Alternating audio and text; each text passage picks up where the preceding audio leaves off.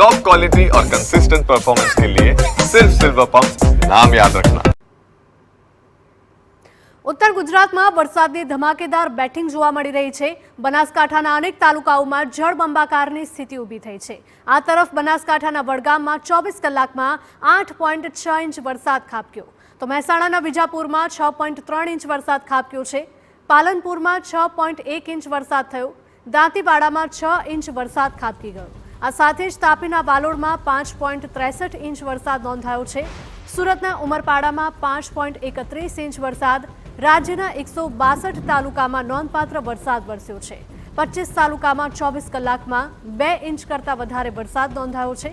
સાબરકાંઠાના ખેડબ્રહ્મામાં 5 inch, વડાલીમાં 4.3 inch વરસાદ નોંધાયો છે, તો દક્ષિણ ગુજરાતના અનેક તાલુકામાં પણ ધોધમાર વરસાદ ખાબક્યો છે।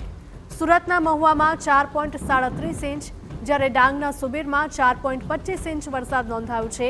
આજે પણ અનેક જિલ્લામાં વરસાદનું એલર્ટ જાહેર કરવામાં આવ્યું છે। અમુક એવા પણ વિસ્તારો છે કે જ્યાં રેડ એલર્ટ પણ હવામાન વિભાગે આપ્યું છે। રાજ્યભરમાં મેઘમહેર જોવા મળી રહી છે, જેના કારણે ગુજરાત જાણે કે જળમગ્ન થયું હોય તેવા દ્રશ્યો સામે આવી રહ્યા છે। ઉત્તર ગુજરાતની વાત કરીએ તો ઉત્તર ગુજરાતમાં વરસાદની ધમાકેદાર બેટિંગ જોવા મળી। બનાસકાંઠાના અનેક તાલુકામાં જળબંબાકારની સ્થિતિ ઊભી થઈ છે। બનાસકાંઠાના વડગામમાં 24 કલાકમાં 8.6 ઇંચ વરસાદ ખાબકી ગયો, તો મહેસાણાના વિજાપુરમાં 6.3 ઇંચ વરસાદ।